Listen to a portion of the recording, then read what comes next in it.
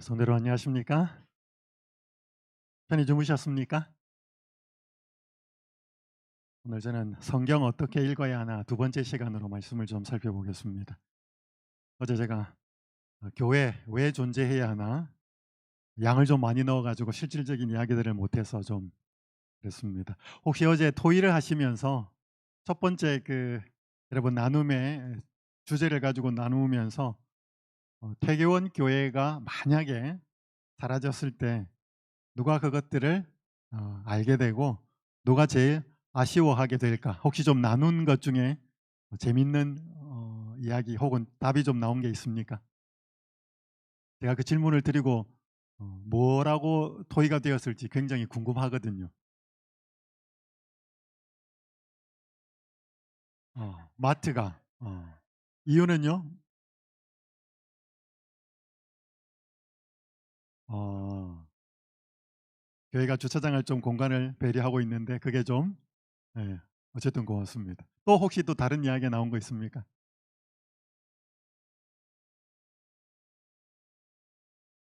어, 예. 예, 감사합니다. 어쨌든 교회가 저희 교회 구성원들에게 있어서는 구원을 얻고 예수님을 만나서 우리 마음이 예수님을 깨닫고 알아서 벅찬 감격을 경험하고 좌우간 주변에 있는 분들에게 선한 영향력을 많이 끼칠수록 분명히 그 빈자리는 크게 될 것입니다. 어제 제가 말씀드린 다른 건 다 잊으셔도 되는데 두 단어는 기억하시면 좋겠습니다. 교회가 왜 존재해야 되는지. 누구의 구원과 나의 구원과 누구의 구원? 남의 구원. 여러분 교회가 재밌어야 되고 뭐 여러 가지 있어야 되지만 하나님을 믿는 신앙을 하면서 만약에 구원을 잃어버리면 그건 아무것도 아닙니다. 꼭 좀 기억해 주시고요. 두 번째, 성경 어떻게 읽어야 되나 좀 살펴보겠습니다. 제가 지난달에 한 교회에 전도회를 갔었는데 안식일 학교 때 이제 침례를 결심하고 한 남자분이 그 고백을 하는데 그 옆에 있는 분은 부인이에요. 뭐 이때 그 전도회를 통해서 결심한 것은 아니고 미리 준비되어 있는 분이었습니다. 근데 이분이 뭐라고 이야기를 했는가 하면 아내와 초등학생 아들이 교회에 나가는 모습이 너무 행복해 보였다 그랬습니다. 그러면서 자기가 침례를 받고 한 일원이 되겠다라고 고백하는 말이 참 감동적이었습니다. 그 아들은 초등학교 저학년 남학생이었습니다. 그러니까 그 아들도 좋아하고 아내는 더더욱 좋아하고 음. 어, 아내와 초등학생 아들이 교회 나가는 모습이 너무 행복해 보였다. 음. 그러니까 여러분 우리가 교회 다니는 모습이 행복해 보이는 것 자체만으로도 다른 사람에게 감동을 줄 수 있습니다.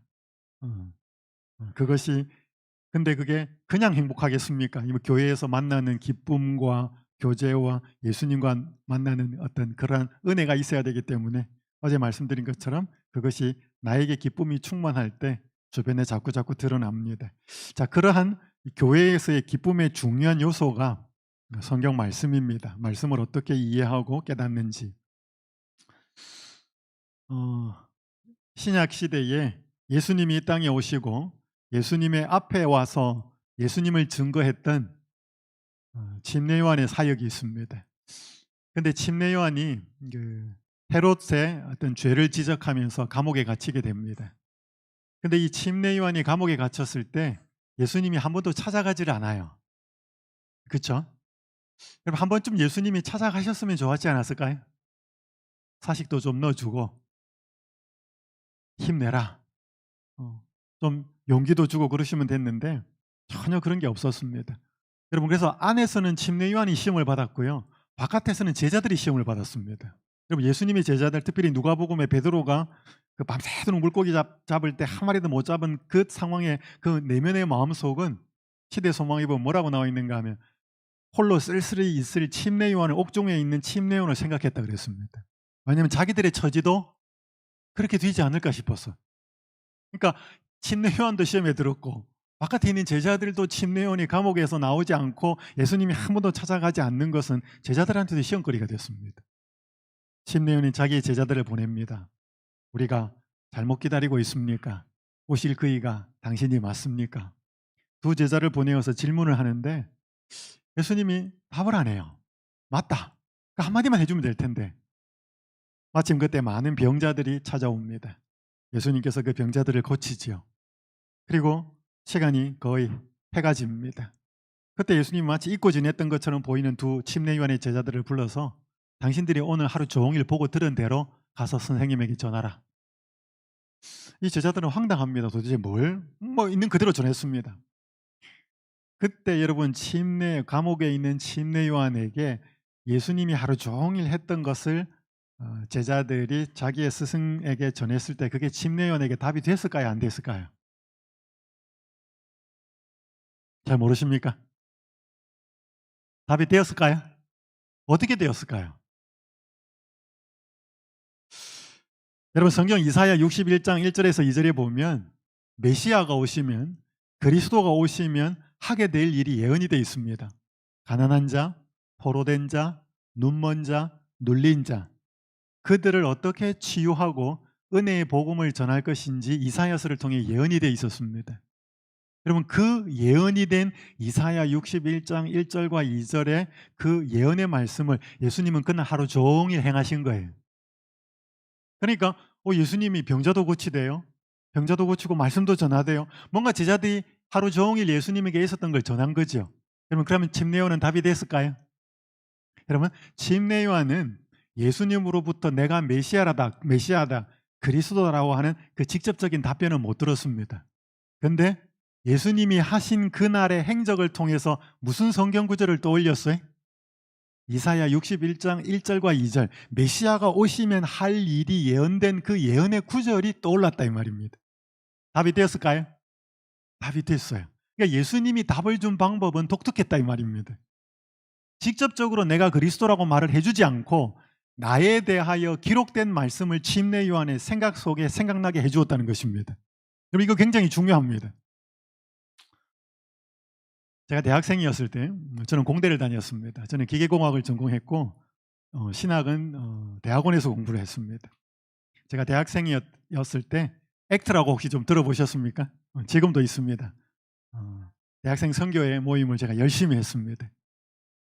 한 번은 제가 신입생 이제 해가 바뀌고 신입생들이 대학을 들어가고 신입생 환영회를 준비하면서 한 지역에 있었는데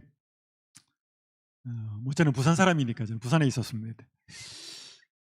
목사님들한테 다 편지를 한 통씩 보냈습니다. 그때는 뭐 휴대폰이 있던 시대가 아니었기 때문에 목사님 교회에 대학에 입학하는 학생 있으면 이름, 뭐 학교, 교회 좀 알려주시면 저희가 이렇게 연락해서 신입생 수련회를 좀 준비하겠습니다. 편지를 써서 다 보냈습니다.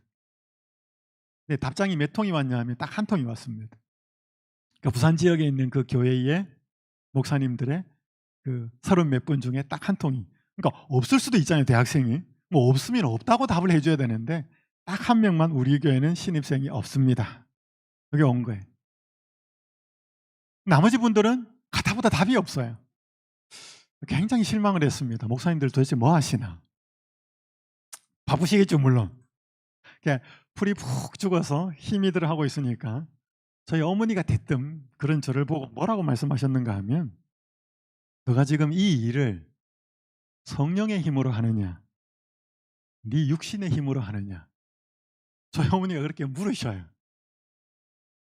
그렇게 묻는데 제가 성령의 힘으로 이 일을 하고 있습니다라고 답을 못 하겠어요. 저는 그때 제 머릿속에 한 성경 구절이 떠올랐습니다. 로마서 8장 7절에서 8절. 육신의 생각은 하나님과 원수가 되나니 이는 하나님의 법에 굴복하지 아니할 뿐 아니라 할 수도 없습니다. 육신에 있는 자들은 하나님을 기쁘시게 할 수 없는 일에. 이 말씀이 전 머릿속에 탁 떠올랐습니다. 여러분 저는 그때 원하던 답은 목사님들로부터 학생들이 있는지 없는지에 대한 정보를 듣는 게 답이었던 것 같았지만 저한테 하느님께서 주신 궁극적인 답은 너가 이 일을 성령의 힘으로 하고 있느냐라고 하는 것이 하나님이 저한테 주신 궁극적인 답변이었습니다. 근데 그걸 누굴 통해 줬어요? 제 어머니를 통해서 준 겁니다. 저는 그게 두고두고 잊혀지지 않았습니다.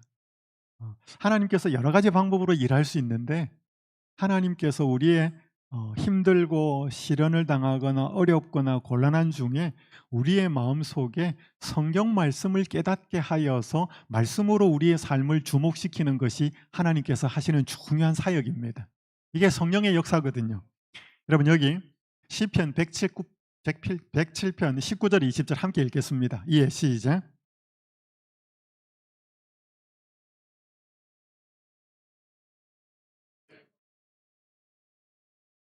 그가 그의 말씀을 보내어 그들을 고치시고 위험한 지경에서 건지시는도다. 봐봐요. 그들이 고통 때문에 여호와께 부르짖는데 하나님께서 그들의 고통에서 구원하시는데 어떻게 구원하신다고요? 말씀을 보내어서 그들을 고치고 위험한 지경에서 건지신대. 여러분 우리가 시험 중에 곤란한 중에 우리가 하나님께 기도할 때 성도들은 뭘 기대하는가 하면 홍해가 갈라지고 그죠? 뭔가 기적적인 방법으로 내가 처한 위험과 곤란한 상황에서 하나님이 벗어나도록 해주는 걸 기대해요. 그러면 하나님 살아계시고 간증도 되고 얼마나 힘이 될 텐데 하나님이 그렇게 하시기도 해요. 그런데 그것은 하나님의 특별한 방법이에요. 하나님이 곤란 중에 고통 중에 우리가 부르짖을 때 그분이 보편적으로 인도하시는 방법이 뭐냐 하면 우리를 하나님의 말씀으로 이끈다는 거예요. 근데 막 대부분 사람들이 시험을 당하거나 어려움을 당하면 일단 뭐부터 안 하는가 하면 고민하고 힘들어 하다가 일단 성경을 보고 하나님과의 관계를 일단은 멀리 합니다. 뭐 예를 들어서 시험에 들면 일단 교회를 안 나와. 그러니까 뭔가 시험이 들었을수록 교회를 더 나와야지 하나님이 목사님 설교라든지 교과 공부라든지 뭔가를 통해서 자꾸 말씀을 주실 텐데 그러니까 사람들은 자꾸 기적적인 방법을 통해서 하나님의 답변을 구하는데 그건 특별한 방법이에요. 하나님이 보편적으로 주시는 방법은 시험을 당할 때 고통 중에 말씀을 보낸다는 것입니다. 근데 여러분 기억하실 것은 그 말씀이 우리가 평소에 읽었던 말씀 또 특별하게 주시기도 하겠지만 우리가 읽고 잊어버려도 특별한 상황이 되면 하나님께서는 생각나게 하십니다. 근데 읽지 않은 것은 생각나게 못 하셔요. 자, 성경 어떻게 읽어야 될까? 그냥 읽으면 되지. 근데 그냥 읽으면 되지를 않습니다, 성경은. 자, 여러분 성경은 어떻게 읽어야 되는가 하면 정확하게 읽어야 됩니다. 어떻게 읽어야 된다고요? 정확하게 읽어야 돼. 대부분 사람들이 성경을 읽으면서 기대하는 것은 은혜 받기 위함입니다. 맞죠? 이 말씀을 읽으면서 감동받고 필요합니다. 근데 여러분 성경에 있어서 은혜 받는 것보다 더 중요한 것은 하나님께서 말씀하시는 메시지를 찾아내는 거예요. 그걸 찾아내어야지 은혜가 되기도 하고 책망이 되기도 하죠. 자, 여러분 하나님의 말씀 속에 뭐가 있다고요? 큰 글자 한번 읽어보십시오. 하나님의 말씀 속에 중심 사상이 있습니다. 그러니까 하나님이 담아놓은 메시지가 있다는 거예요. 한 율법 교사가 예수님을 시험합니다. 선생님, 무엇을 하여야 영생을 얻겠습니까? 그때 예수님의 답이 뭐예요? 그건 이제 그 사람이 답한 거고 예수님의 답이 뭐예요? 율법에 뭐라고 기록이 되어 있고 내가 어떻게 읽느냐 그랬습니다. 여기 율법은 일차적으로 토라입니다. 창세기, 출애굽기, 레위기, 민수기, 신명기, 모세오경이죠. 확대를 시키면 구약 성경입니다. 그러니까 영생을 어떻게 하면 얻습니까? 라고 물었을 때 네가 성경을 어떻게 읽느냐 그랬습니다. 여러분 그러면 성경을 어떻게 읽느냐에 따라서 영생이 왔다 갔다 할까요? 맞아요? 성경을 어떻게 읽느냐에 따라서 영생을 얻을 수도 있고 잃어버릴 수도 있어요. 여러분 그게 제 말이 아니고 예수님의 답변이에요. 성경을 잘못 읽으면 영생을 놓칠 수 있다는 거죠. 자, 그때 율법사가 답을 합니다. 마음을 다하고 목숨을 다하고 힘을 다하고 뜻을 다하여 주 너의 하나님 사랑하고 내 이웃을 내가 자신같이 사랑하라 했습니다. 그랬더니 예수님이 답이 뭐예요? 내 대답이 옳도다 그랬습니다. 자, 이런 뭐예요? 내 대답이 옳도다라는 예수님의 답변과 예수님이 내가 어떻게 읽느냐라고 질문을 한 것과 연관을 시키면 예수님이 내 대답이 옳도다 하는 말은 무슨 뜻인가 하면 이 말이에요. 내가 올바로 읽었구나 이 말이지. 만약에 뭔가 율법사가 답을 했는데 예수님이 듣기에 좀 부족하다 그러면 내 대답이 옳도다 이렇게 말 못했겠지요. 여러분 한 가지 질문 드릴게요. 창세기, 출애굽기, 레위기, 민수기, 신명기 이걸 포함해서 구약 성경 다 읽고 나니까 그 구약 성경의 모든 하나님께서 담아 놓으신 말씀 중에 핵심 주제가 그 말씀을 읽고 나서 우리가 마음을 다하고 뜻을 다하고 힘을 다하여 주 너의 하나님을 사랑하고 내 이웃을 내 몸처럼 사랑하는 것이 주제라는 걸 찾아낼 수 있어요, 없어요? 솔직히 말해 보셔요. 쉽지 않아요. 예수님이 이렇게 답을 해놨으니까 그런 줄 알지. 여러분, 무시무시한 심판의 이야기도 구약 성경에 많이 나오고 구약 성경에 온갖 이야기가 다 나오는데 진짜 그 구약 성경 모든 말씀을 다 읽었을 때 핵심이 마음과 목숨과 뜻을 다하여 주 너의 하나님을 사랑하고 내 이웃을 내 몸처럼 사랑하라는 말씀을 찾아낼 수 있겠느냐는 거죠. 쉽지 않아요. 어떤 분들은 찾아낼 수 있는데 어떤 분들은 무서운 하나님을 찾아내기도 하고 그러니까 어쨌든 간에 여러분 구약 성경 전체 아니면 신약 성경을 포함해서 성경 전체에 하나님이 이 말씀을 읽으면서 꼭 찾아내기를 바라는 하나님의 핵심 사상 메시지가 들어있다는 거예요. 전체에도 있고 마태복음에도 있고 창세기도 있고 출애굽기에도 있고 다 있고 오늘 여러분들이 큐티를 하시든지 말씀 묵상을 하시든 한 본문에도 있다는 거예요. 근데 그걸 찾아내지 못하면 은혜 받는 것으로 끝내버리면 하나님이 넣어놓은 메시지를 못 찾아내면 그 성경 잘못 읽은 거라는 것입니다.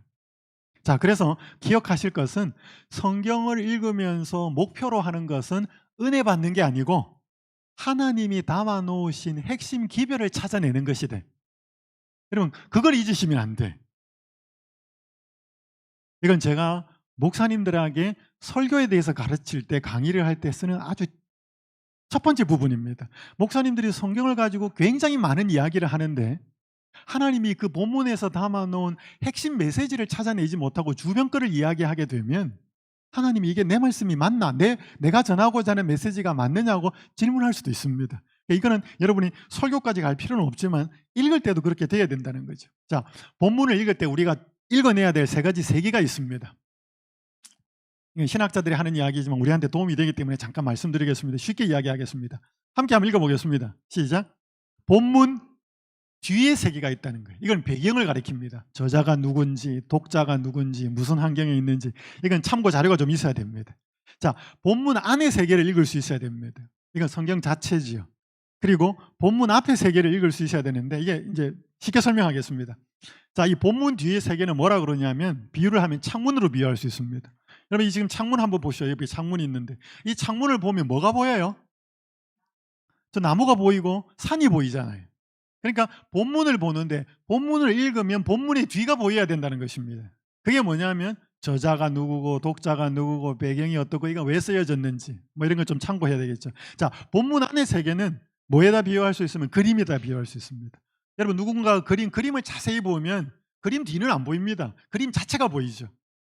잘 그렸는지 못 그렸는지 색깔이 밝은지 어두운지 그림 자체가 보이죠. 왜냐하면 그림 자체가 중요하니까.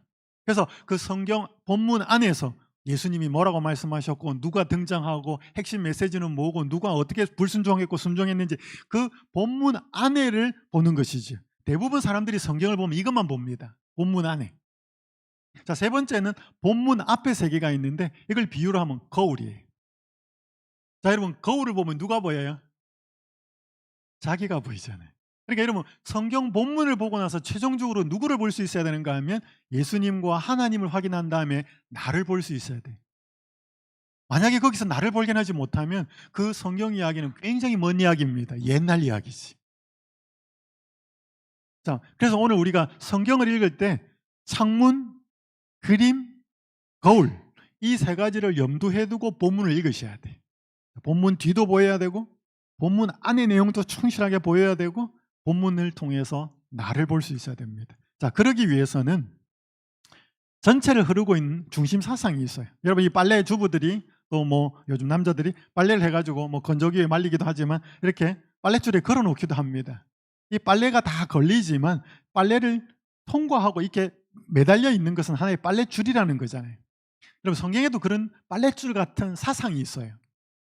여러분, 우리 엘렌 화이트 신이 대쟁투 총서에 보면 창세기부터 계시록까지 빨랫줄처럼 쫙 흘러가는 하나의 사상이 있어요. 그게 뭘까요? 제가 이 책을 지금 대학교 1학년 때 저는 읽었습니다. 제가 이 책을 읽고 나서 제 신앙이 달라졌어요. 제가 이 책을 다 읽고 났을 때 머릿속에 또렷하게 든 생각이 두 가지였습니다. 첫 번째는 '하나님이 나를 이렇게 사랑하실까?' 그게 첫 번째였고요. 두 번째는 '하나님과 사탄 사이에 선과 악의 대쟁투가 벌어지고 있다.' 그게 제가 깨달아졌어요. 그러니까 여러분, 이 책은 창세기부터 마지막 세상의 끝 회복 때까지 하나님과 사탄 사이에 뭐가 있다는 거예요? 대쟁투가 있다는 거죠. 선과 악의 싸움이. 그게 창세기에도 걸리고 출애굽기에도 걸리고 민수기에도 걸리고 요한계시록에도 걸리고 다 걸리잖아요. 그런 것처럼 중심을 흐르는 사상이 있다는 거예요. 그럼 그걸 찾아내면, 본문에서 그걸 찾아내면 제대로 읽은 것입니다. 자, 이제 제가 이론은 그만 설명하고요. 이제 중심 사상을, 그러면 성경을 읽을 때 우리가 어떻게 그 하나님께서 깊이 넣어 놓으시고 담아 놓으신 그 중심 사상을, 하나님의 말씀을 찾아낼까? 어떻게 하면 정확하게 읽을까? 방법을 간단하게 말씀드리고 제가 시간이 허용되는 한에서는 계속 실습을 할 겁니다. 그래서 여러분, 지금 받은 여러분의 책자에 그 본문들을 넣어 놓았으니까 제가 이 시간에 하고요. 나머지 시간에 여러분들이 개인적으로 한번 해보시기 바랍니다. 하고 나서 잘했는지 못했는지는 저한테 찾아오시면 제가 상담을 해드리겠습니다. 이건 제가 좀 이렇게 성경을 읽도록 훈련하는 몇 그룹이 있습니다. 한번 좀 읽어드리고 할게요. 시간이 없지만. 성경 중심 사상 찾기를 통해 받은 은혜를 세어볼 수 있는 시간을 주신 하나님께 감사드립니다. 이 훈련을 하면서 제 자신이 많이 바뀌어지고 있음을 느끼고 있었는데 놀랍도록 많은 은혜로 채워주신 것을 잘 몰랐네요. 성경 중심 사상 찾기를 하면서 가장 크게 바뀐 것은 말씀을 보는 눈이 바뀐 것입니다. 제가 갖고 있던 생각 위에 말씀을 쌓으니 제 생각대로 말씀을 이해했고, 그러다 보니 잘못 깨닫는 경우도 있었습니다. 하지만 중심 사상을 찾으면서 저의 삶의 중심도 바르게 자리를 찾아가고 있는 것을 느낍니다. 중심 사상을 찾는 일은 제게 좀 많이 벅찬 일이었습니다.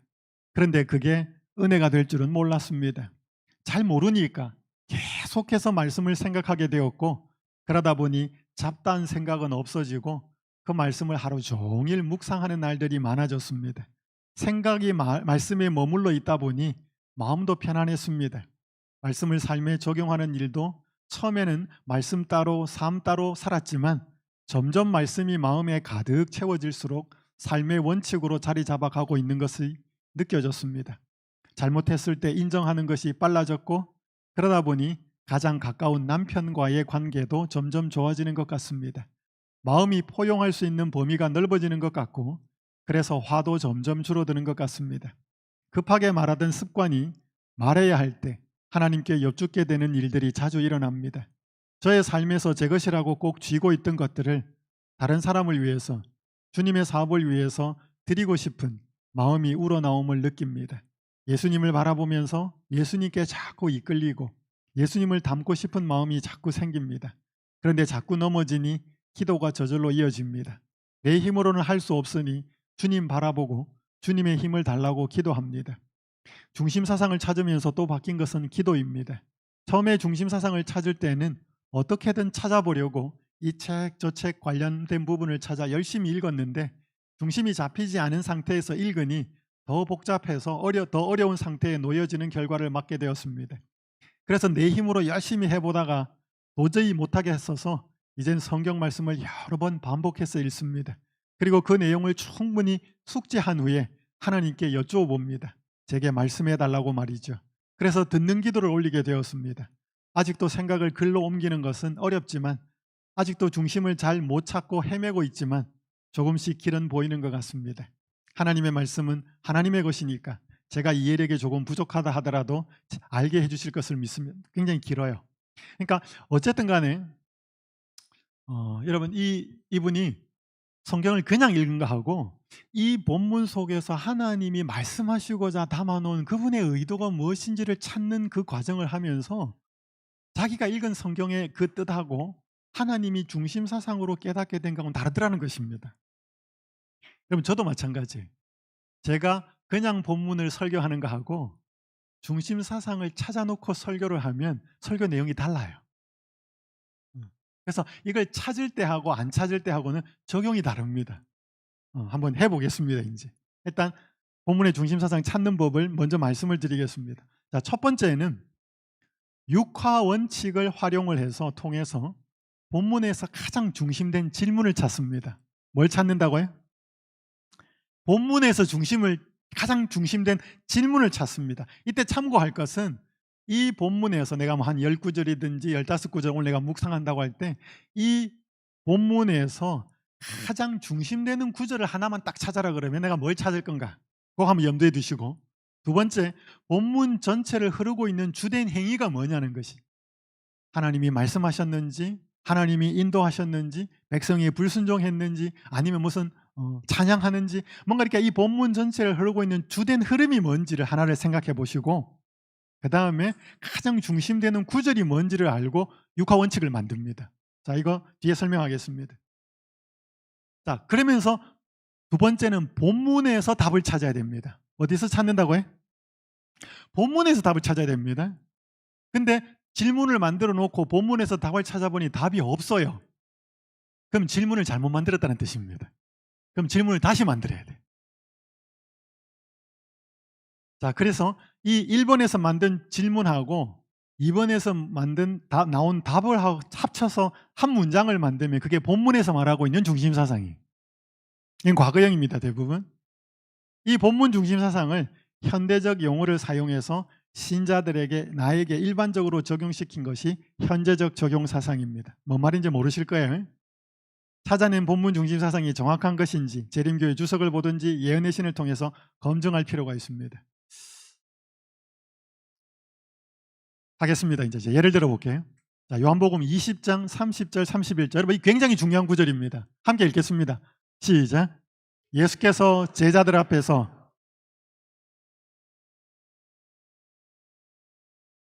오직 이것을 기록함은 너희로 예수께서 하나님의 아들 그리스도이심을 믿게 하려 함이요, 또 너희로 믿고 그 이름을 힘입어 생명을 얻게 하려 함이니라.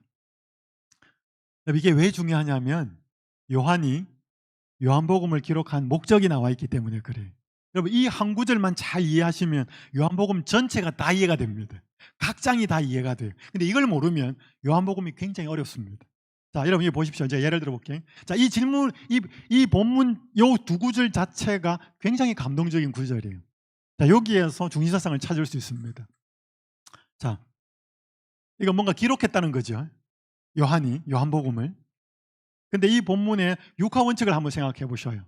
언제, 어디서, 누가, 무엇을, 어떻게, 왜. 근데 제가 해보니까 제일 많은 육화 원칙의 질문이 되는 것은 왜가 제일 많아요. 왜냐하면 하나님이 기록하신 목적이 있기 때문에. 그 다음에 어떻게, 무엇, 그렇게 되어 있습니다. 그래서 왜라는 것을 제일 먼저 질문해 보면 좋습니다. 자, 여기에 이 왜가 돼요. 중심 질문, 저는 이렇게 만들었습니다. 여러분, 하나 샘플이 들어가 있죠. 자, 요한은 독자들에게 자신이 왜 복음서를 기록했다고 말했나? 뭐 기록했다고 설명했나? 뭐 상관없습니다. 근데 일단 이 본문은 이유에 대해서 나와 있는 본문이죠. 자, 왜 설명했다 그래? 예수님이 하나님의 아들, 최대한 본문에 가깝게 쓰십시오.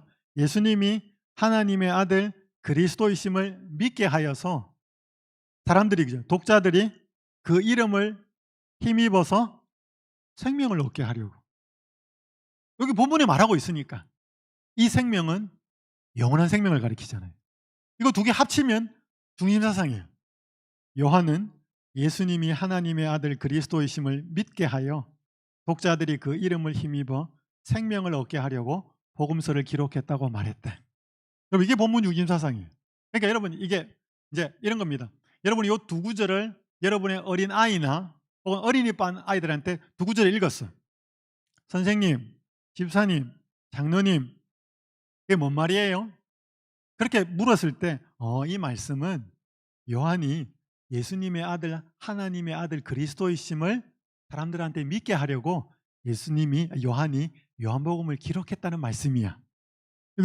이게 그 설명이에요. 이게 중심사상이에요. 그렇게 한번 설명해 줄 수 있어야 됩니다. 그게 뭔 본문이 말하는 건지.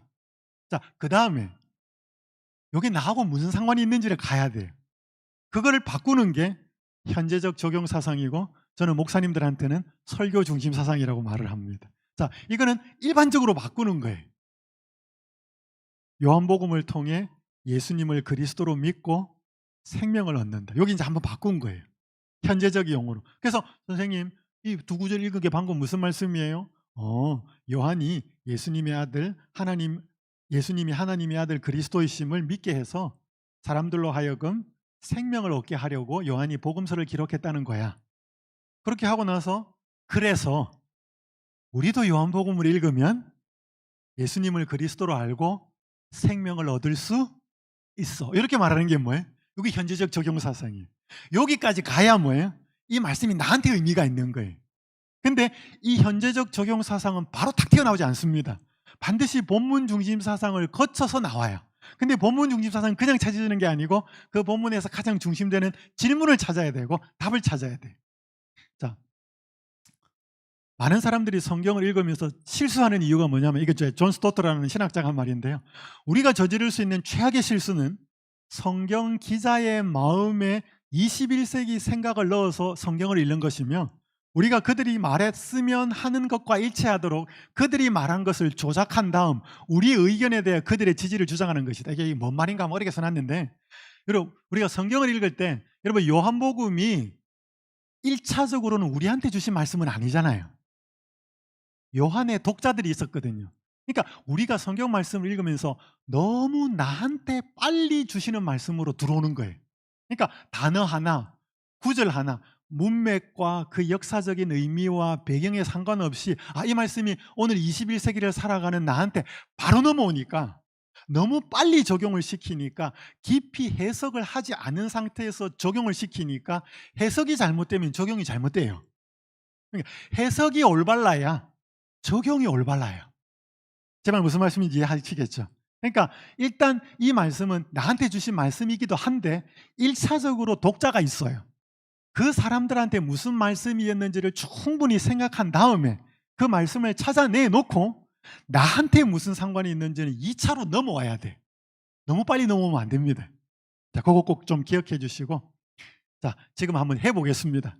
여러분 지금 연필 가지고 보패 가지고 계시죠? 책자 있으시니까 자, 마태복음 2장 1절에서 12절 이걸 한번 해보셔요. 자, 본문 중심 사상을 찾는데 질문이 뭘까요? 여러분 이 동방박사 이야기예요. 대부분 알죠, 그죠?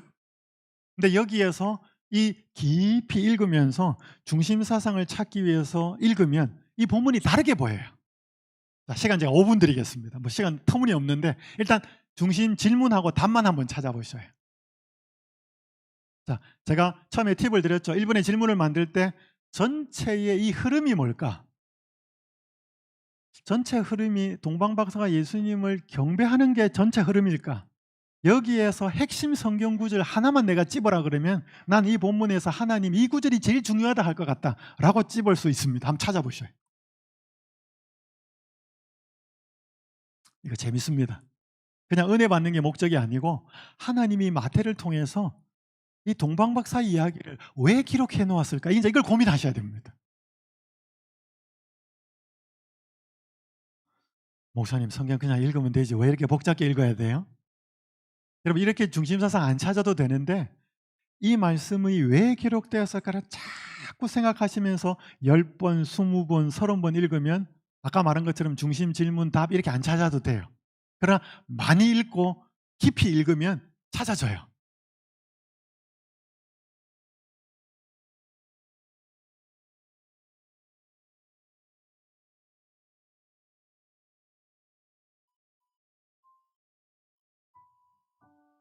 그러면 예수님을 만나야 하는 것이 제자들을 부르신 목적이라 그랬습니다. 그럼 제자들은 예수님하고 같이 살았기 때문에 예수님이 말하는 거, 듣는 거, 행동하는 거 다 보면서 감동받기도 하고 이상하기도 했습니다. 근데 여러분과 저는 하나님이 우리를 부르셨는데 우리도 예수님하고 살아야 되는데 어떻게 살아요? 예수님은 눈에 보이지가 않는데. 그 예수님하고 사는 방법이 예수님이 하신 말씀하고 사는 거예요. 그 말씀을 자꾸 보면서 예수님이 누군지를 찾아내는 거죠. 그럼 그게 되지 않으면 이 교회를 오래 출석해도 우리의 구원에 대한 확신이 별로 없어요.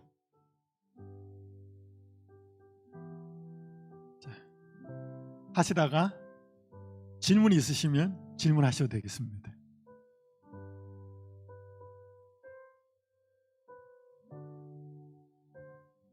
자, 중심 질문 찾아내고 답 찾아내는 겁니다.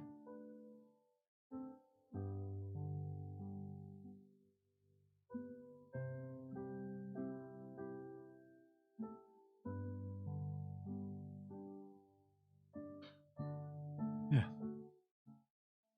예수님께서 오신 목적과 동기. 그러면 집사님이 이제 찾으신 것은 예수님이 오신 목적과 동기는 무엇입니까? 이렇게 만들 수 있습니까? 그럼 집사님 답은 뭐라고 생각하셔요? 음흠. 예? 목자가 되기 위해서. 여기 그런 말이 있어요?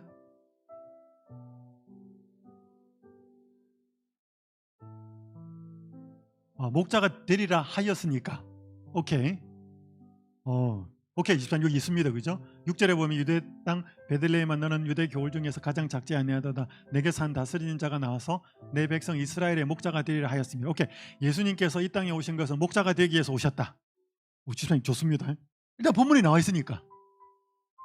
그렇게 질문 만드는 겁니다. 네. 오케이. 좋습니다. 자, 그래서 여러분이 만든 게 다를 수 있습니다. 제가 만든 것도 있고요. 제가 만든 것이 저는 정답이라고 생각하지는 않습니다. 저는 여러 번의 각도를 가지고 만들어 보니까, 그래서 여러분이 만든 거하고 제가 만든 것보다 여러분이 만든 것이 더 이 본문의 중심을 보여주고 있다 그러면 제 거 만든 거 바꿀 마음이 있습니다. 일단 집사님 고맙습니다. 그렇게 질문 만드는 겁니다. 근데 만들 때 너무 현재형으로 묻지 마십시오. 예수님은 왜 이 땅에 오셨는가? 그럼 일단 그게 질문 자체가 적용 질문이에요. 마태는 이렇게 나와야 됩니다. 마태는 유다 베들레헴 땅에서 왜 한 다스리는 자가 나와서 이스라엘의 예수님께서는 마태를 이 본문을 통해서 왜 예수님이 이 땅에 오셨다고 말했는가? 조금 더 과거형으로 물으십시오. 그러니까 왜 예수님은 이 땅에 오셨는가라고 물으면 일단 나한테 적용되는 질문이에요. 그거는 1번 중심 질문, 2번 답, 3번 본문 중심사상, 4번 현재적 적용사상에서 4번에서 나와야 돼. 일단 집사님 잘하셨습니다. 혹시 또 다른 분은 해본 분 계실까요? 틀려도 괜찮습니다. 이렇게 안 해보셨는데 한번 해보시면 용기 있게 이야기하시면 배우는 게 있습니다. 여러분 대부분의 분들이 이 본문을 읽으면서 이 본문은 뭐에 관한 내용이라고 생각해요? 동방박사가 예수님 경배하러 왔다. 그 내용 있죠? 맞아요. 그럼 그 동방박사가 예수님 경배했다는 이야기를 기록하려고 이 본문을 기록했을까 이 말이에요. 마태가. 네? 이사야 예언. 이, 어, 어, 이 예언을 이야기하려고. 이 예언은 미가서에 있죠. 그죠? 미가 5장 2절에 있습니다. 오케이. 자, 이 본문이 그러면 베들레헴에서 태어난다고 하는 그걸 설명하기 위해서 기록한 걸까? 그리스도께서 태어나신다는 것을 설명하기 위해서. 오케이. 어허. 어, 어, 어허.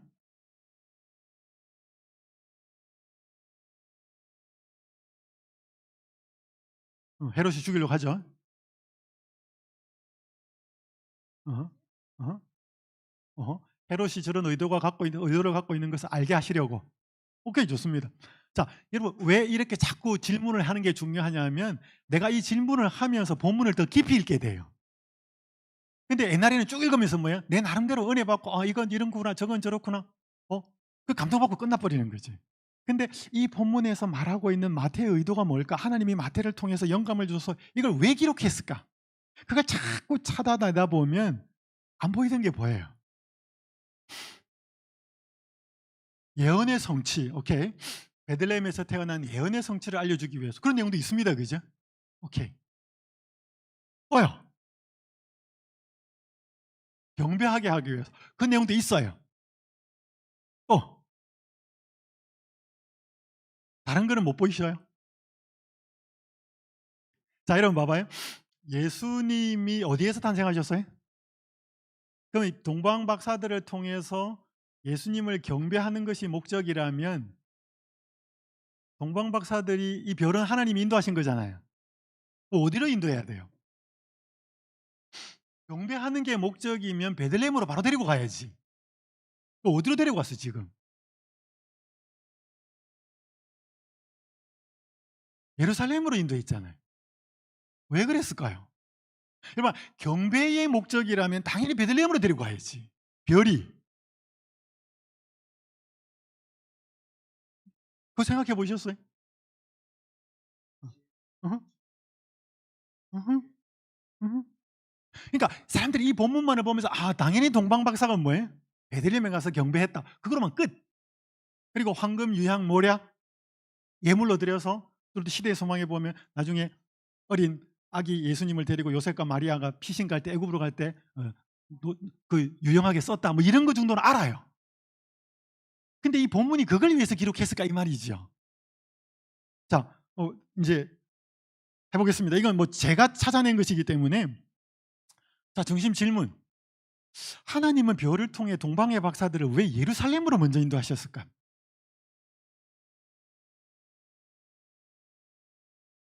음. 네. 여러분 여기에 소동이라는 단어가 나와요. 온 예루살렘에 소동을 일으켜서 사람들이 예수님의 탄생에 관심을 갖게 하시려고. 이거 합치면 돼요. 하나님은 별을 통해 동방의 박사들을 베들레헴이 아닌 예루살렘으로 먼저 인도하심으로 온 예루살렘에 소동을 일으켜서 사람들이 예수님의 탄생에 관심을 갖게 하셨다. 여러분 이게 이 내용이에요. 물론 경계하는 이야기 나옵니다. 근데 자, 이 본문 중심 사상을 찾았을 때 이걸 우리한테 어떻게 적용을 시키냐 이 말이죠. 자, 한번 읽어보겠습니다. 하나님은 시작. 하나님은 잠자는 다수를 깨우기 위해 깨어있는 소수를 사용하신 듯. 여기 잠자는 다수는 유대 백성들이고 종교 지도자들이에요. 여기 깨어있는 사람은 누구예요? 동방 박사들이에요. 저는 이 본문을 통해 가지고 여기서 여러분 저는 이 본문의 흐름이 이 전체를 흐르고 있는 흐름을 뭐라고 찾아라 그러냐면 동방 박사가 경배한다는 게 아니고 저는 이 한 흐름을 찾아라 그러면 하나님이 동방 박사들을 인도하셨다는 거예요. 그게 이 전체가 흐르고 있는 중요한 흐름이에요. 근데 어디로 인도했냐는 거지. 이거 굉장히 중요합니다. 굳이 왕 앞으로 인도해요. 예루살렘으로 인도하거든. 그래서 여러분 봐봐요. 일단 동방 박사들은 예수님이 탄생해서 예루살렘에 혹은 이 출생지가 어딘지도 정확하게 모르고 있었고 적어도 이 팔레스타인 땅은 난리가 났을 거라고 생각했습니다. 왜? 하늘에서 왕이 탄생을 했으니까. 아무도 조용한 거죠. 그래서 자꾸 묻고 다니는 것이면 들쑤신 거죠. 그래서 왕궁까지 일단 별이 예루살렘으로 인도했으니까 소동이 일어난 겁니다. 자, 여러분 이렇게 만약에 본문을 보면 하나님께서 동방의 박사들을 베들레헴이 아니라 예루살렘으로 인도하셔서 그들을 흔들어 놓으셨고 깨우셔서 예수님이 탄생했다는 사실에 주목을 하게 하고 있는 거지요. 그러면 여기에서 이 동방 박사들은 박사였고 성경을 연구하는 사람이었고 깨어 있는 사람들이었거든요. 자, 그러면 여러분 이 본문을 통해서 우리에게 어떻게 적용을 시킬 수 있는가 하면 이렇게 적용시키는 거죠. 나는 잠자고 있는 다른 사람들을 하나님께서는 나를 사용하셔서 깨우고 계실까? 아니면 아무개 누구 다른 사람들을 통해서 하나님은 나를 깨우고 계실까? 여러분 이 본문에서 그게 보여야 된다는 거예요. 그러니까 여러분 깨어 있는 사람은 여기서 깨어 있는 사람이 저는 이 본문을 통해서 하나님이 왜 동방 박사들을 베들레헴이 아니라 예루살렘일까 하는 거죠. 여러분 지금 우리는 이 본문을 읽을 때 동방 박사도 없고 예수님이 물리적으로 탄생하지도 않았어요. 근데 이 본문이 나한테 무슨 상관이 있냐 이 말이죠. 근데 여러분 여기에 깨어있는 말고 경배하는 이야기가 나오는데 깨어있는 사람은 예수님 경배해요. 연관이 된다 이 말이죠. 어떻게 경배해요? 마음으로 경배하고 입술로 찬양할 뿐 아니라 헌금으로도 물질적으로라도 예수님 경배해요. 여러분 그거는 이 경배가 분명히 나와 있지만 이 사람들이 어떠한 사람이었기 때문에 드리는 모습이에요. 음. 자 그래서 여러분 이 본문을 잘 살펴보면 마태를 통해 가지고 도대체 하나님이 이 마태의 원래의 당시 이 마태 당시가 아니고 이 예수님이 탄생했을 때 당시의 사람들의 모습에서 뭘 의도했는가를 알 수 있다는 것이죠. 여러분 이게 하나의 예입니다. 여러분 제가 찾은 것이 답은 아닐 수 있습니다. 여러분이 여기 본문을 읽으면서 아니 하나님, 목사님 저는 이 마태복음 1장 2장 1절에서 12절이 이렇게 다른 이 의도로 이 목적을 위해서 말씀을 하기 위해서 기록한 것 같습니다. 그거 찾아내면 찾아낼 수 있습니다. 근데 찾아내놓고 확인해 봐야 돼요. 내가 찾아낸 본문 중심사상을 찾아내고 나서 이걸 이야기하려고 했나 다시 올려보면 맞을 수도 있고 아닐 수도 있어요. 아니면 다시 바꾸는 거예요. 또다시 질문 만들고 또다시 답 찾아보고 그렇게 여러 번 한 서너 번만 해보면 이 말씀이 평소에 안 보이던 내용이 보여져요. 목사님 지금 이거 토의할 시간이죠. 어. 여러분 보셔요. 제가 이거 시간을 본문을 많이 갖고 왔는데 음, 하나만 하고 여러분 잠깐 토의하는 시간 드리겠습니다.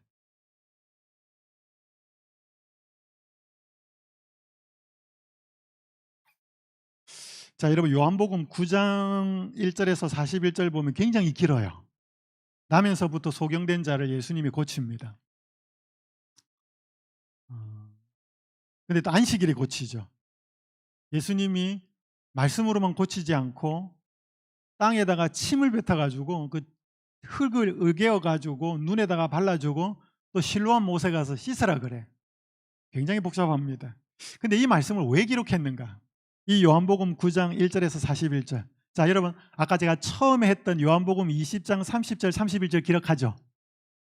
요한복음이 왜 기록됐다고요? 예수님이 하나님의 아들 그리스도이심을 알려줘 가지고 사람들이 믿어서 생명을 얻게 하기 위해서. 여러분 그게 요한복음 1장부터 요한복음 21장까지 다 흐릅니다. 그럼 요한복음 9장도 그 이야기예요. 예수님이 하나님의 아들 그리스도이심을 알려서 사람들한테 영생을 얻게 하기 위해서 그런 거예요. 자, 이거 제가 시간이 없기 때문에 여러분 할게요. 굉장히 깁니다. 근데 여러분 여기 어디에 있는가 하면 38절부터 제가 읽을게요. 뒷부분. 이거 여기 이 본문에 기록된 목적은 다른 데 있어요. 자, 38절 말고 39절부터 읽겠습니다. 예수께서 이르시되 내가 심판하러 이 세상에 왔으니 보지 못하는 자들은 보게 하고 보는 자들은 맹인이 되게 하려 함이라 하시니 바리새인 중에 예수와 함께 있던 자들이 이 말씀을 듣고 이르되 우리도 맹인인가? 예수께서 이르시되 너희가 맹인이 되었더라면 죄가 없으려니와 본다고 하니 너희 죄가 그대로 있느니라. 여러분 제가 아까 말씀드렸죠. 이 본문에 있어서 주된 흐름을 찾아라 그랬고 가장 핵심되는 구절 하나를 찾아라 그러면 저는 끝절이에요. 41절. 이게 무슨 말씀인가 하면 예수님이 이르시되 너희가 맹인이 되었더라면 죄가 없으려니와 본다고 하니 너희 죄가 그대로 있느니라. 이 이야기 하려고 한 거예요. 자, 제가 시간이 없으니까 제가 한 걸 하고 설명하고 넘어가겠습니다. 마무리하겠습니다. 자, 중심 질문. 예수님은 왜 나면서부터 맹인이 된 자의 눈을 뜨게 해주셨는가? 이게 여기에서 사건이에요. 왜 그렇게 하셨을까요?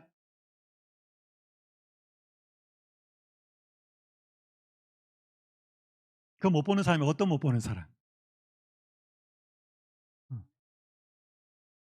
하나님께 영광을 돌리기 위해서. 예, 그 내용도 있죠. 그 내용도 있습니다. 그분께서 자신이 영적인 맹인임을 아는 자의 눈을 뜨게 하는 그리스도이신 것을 사람들에게 알게 하시려고. 여러분 예수님은 육적인 눈을 뜨게 해주는 데에는 별로 그렇게 목표가 없어요. 여러분 예수님이 요한복음 5장에서 보리떡 5개하고 물고기 2마리로 왜 5천 명을 먹이셨어요? 네? 1차적으로는 그 사람들이 하루 종일 말씀을 들으면서 배고픈 상태에서 그냥 돌려보내는 게 긍휼이 많으신 예수님이 마음이 아팠어요. 그죠? 그래서 한 끼 식사를 만들어 줍니다. 그리고 나니까 사람들이 임금 삼으려고 그러고 쫓아오잖아. 근데 예수님이 뭐라고 그러셨어요? 내가 하늘로서부터 온 생명의 빵이다. 자기가 하늘에서 내려온 생명의 빵이라는 것을 알려주기 위해서 보리떡 5개하고 물고기 2마리로 5천 명을 먹이신 거예요. 맞아요? 여러분, 예수님이 죽고 나사로 왜 살렸어요? 자기가 부활이요 생명이라는 것을 알려주려고. 바로 거기에 못 가니까 중간 단계로 한 게 뭐예요? 빵도 만들고 병자도 고치고 죽은 자도 살리고 다 누구를 알려주려고? 자기가 하나님의 아들 그리스도이심을 알려주려고. 이 나면서부터 영적인 맹인 왜 육적인 맹인이죠. 물리적인 맹인 왜 고쳤어요? 영적인 맹인을 뭐 하려고? 고쳐주시려고, 보게 하시려고. 예수님은 자신이 영적인 맹인임을 아는 자의 눈을 뜨게 하는 그리스도이신 것을 사람들에게 알게 하시려고 나면서부터 맹인이 된 자의 눈을 뜨게 해주신 거예요. 여러분, 여기에서 예수님이 말씀으로 이 육신의 맹인을 고쳤든지 침을 뱉어가지고 흙을 개가지고 눈에다 발라줬는지 그거 별로 중요하지 않아요. 그 사람들은 이 중요한 메시지 핵심을 못 찾아내니까 주변에서 자기가 감동받고 자기가 필 받는 대로 그 부분만 뒷답하는 거예요. 제 말 이해되나요? 예수님이 말씀으로 고쳤든지 뭐 흙을 이개어서 고쳤든지 그 중요하지 않아. 고친 거예요. 근데 그 고친 거는 목적이 있어요. 의도가 있어요. 응, 맞아요. 예수님이 누군지를 알아서 하나님의 영광을 드러내는데 여기서 중요한 것은 자기가 누군지를 알아야 자기가 누군지를 자기가 어떤 사람인지를 알아야 예수님이 고쳐줄 수 있냐 이 말이에요. 맹인인 걸 아는 자리. 그래서 여러분 보시면 이 본문에 41절이 그겁니다.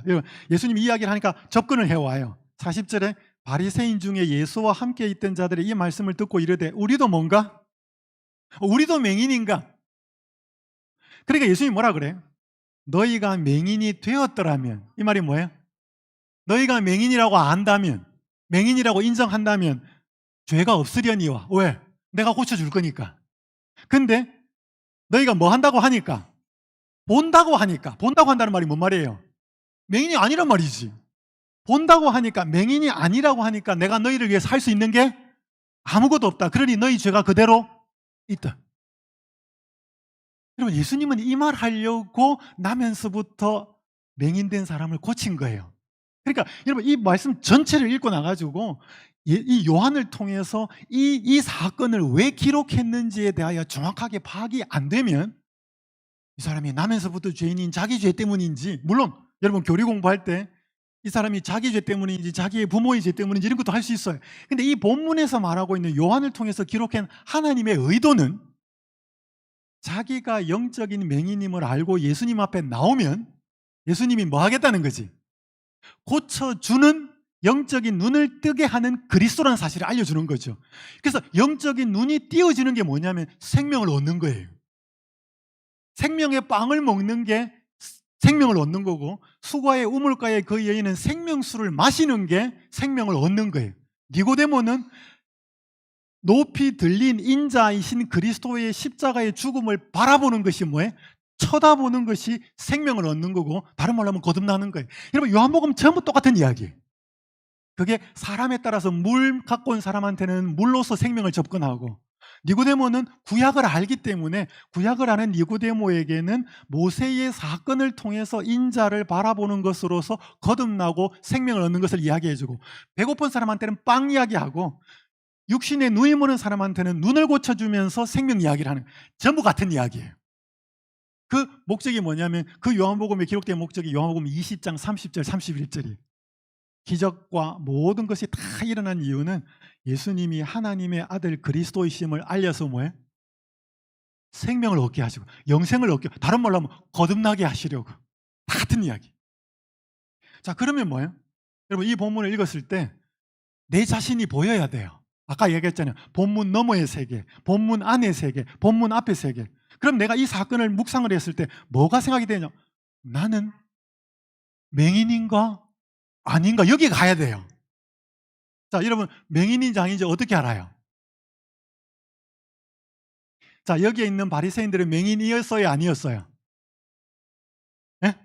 물리적인 맹인은 아니었죠. 그냥 영적인 맹인이었어요. 어떻게 알아요? 본문에 나와요. 여러분 봐봐요. 누군가가 내 주변에 나면서부터 보지 못했는 그 사람이 고통당하다가 나았어. 고쳐졌어. 여러분, 누군가가 죽다가 살아났고 그랬으면 여러분들은 어때야 돼요? 그 사람 알고 있어. 멀뚱멀뚱하게 바라볼까요? 여러분들 같이 기뻐해야 돼요. 여러분, 기뻐해야 정상 아니에요? 근데 이 바리새인들이, 이 종교 지도자들이 이 맹인이 나은 것이 기뻤어요, 안 기뻤어요? 전혀. 그러면서 하는 말이 뭐예요? 이 날이 안식일인데. 여러분, 영적인 맹인은요, 내 주변에서 일어나고 있는 일, 예수님을 통해서 사람이 살아나고 회복되는 일들이 전혀 기쁘지 않아요. 응? 사랑이 없기 때문에, 죽어 있기 때문에 그렇죠. 그러니까 여러분, 그러면서 우리한테 물어보는, 나는 내 주변에 누군가가 잘 되고 행복하고 예수님을 만나고 그 사람들이 잘 되는 것을 보고 기뻐하나? 안 기뻐하나? 자, 여러분, 사촌이 땅 사면 왜 배가 아파요?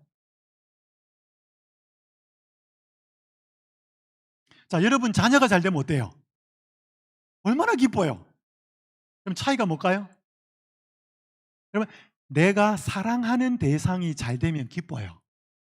내가 사랑하는 대상이 아프면 슬퍼요. 그죠? 그래서 로마서 12장에 보면 우는 자들과 함께 울고 기뻐하는 자들과 함께 기뻐하라는 말은 딴 말이 아니에요. 사랑하라는 말이에요.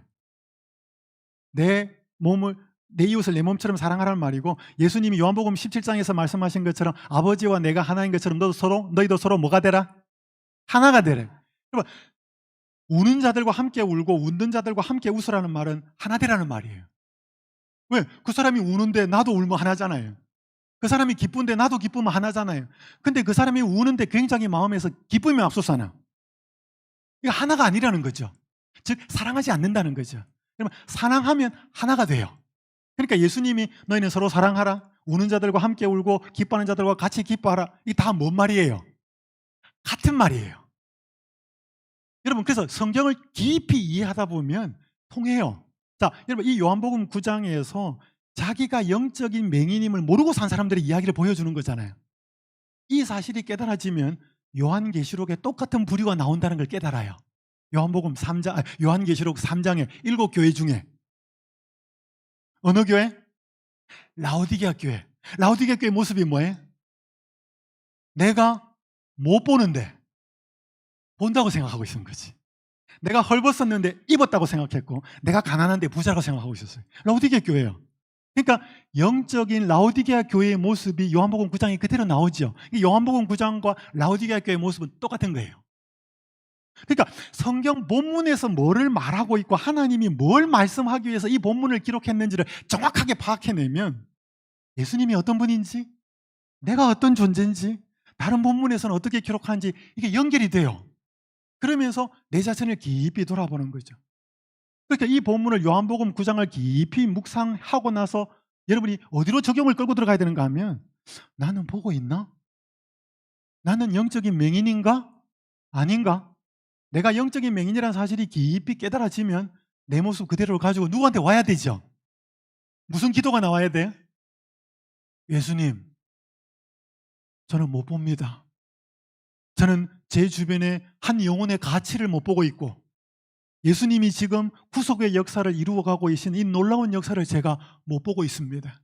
예수님, 저는 영적인 맹인입니다. 이 바리새인들만 영적인 맹인이 아니라 제가 영적인 맹인입니다. 예수님, 저의 눈을 뜨게 해 주시옵소서. 이 본문을 묵상하고 나서는 이 기도가 나와야 되는 거죠.